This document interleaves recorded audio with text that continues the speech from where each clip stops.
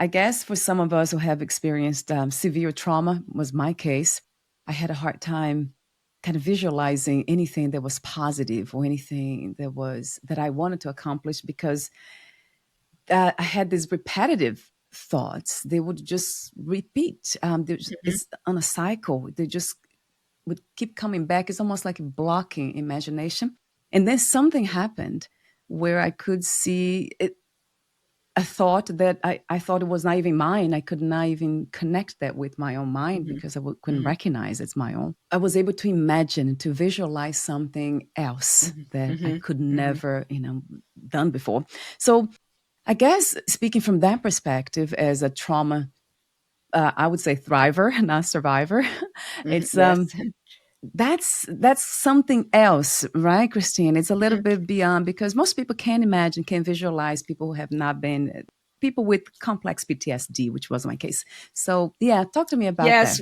Well, it relates back to what we were speaking about earlier, and that if it starts at a young age, you can Right. incorporate this. So it's like to use mental rehearsal because it's natural Yeah. for children, but very often we're discouraged from doing that.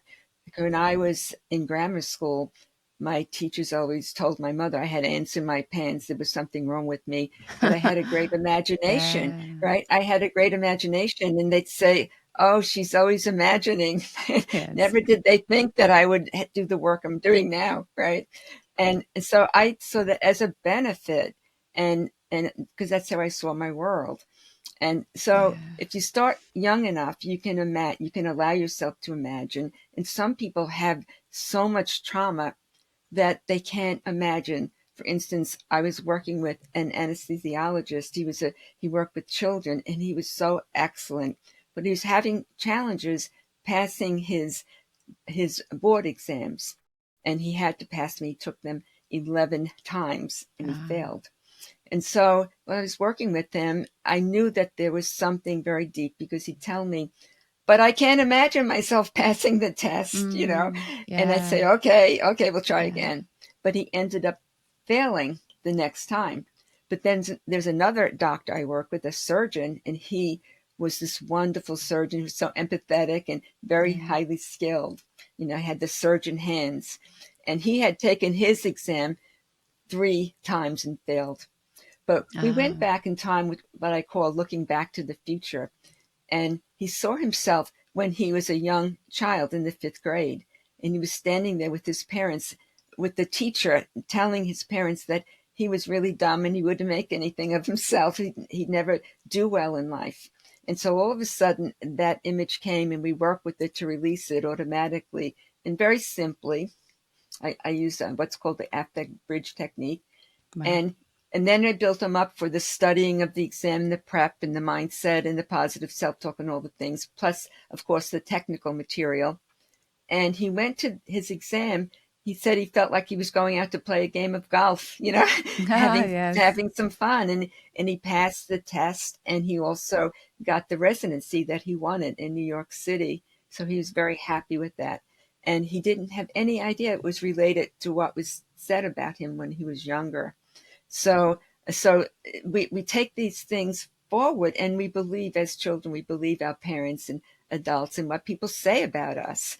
And I've seen this so many times, like an 11th grader telling me, now he was a wrestler, and he was telling me that, oh, he didn't think he could go to college because he couldn't read. And I'm saying, what? You're in the 11th grade.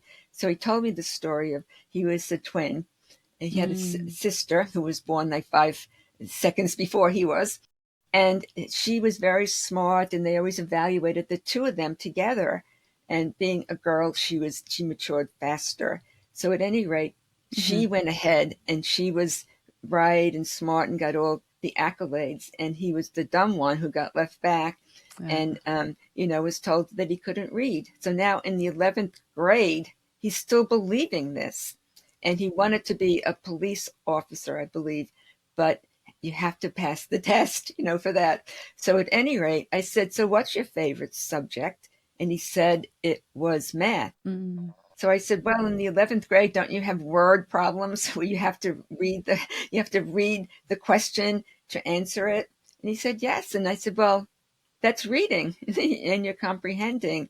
I said, I think you should go home and think about this, Mhm. and just look back to when this started and think about, well, perhaps you can read. So the next week he came back and it was a revelation to him. Oh, I don't know what I was thinking. I can read, you know? And so Yes. it opened a whole new world for him. Besides, he won some wrestling matches while he was at it.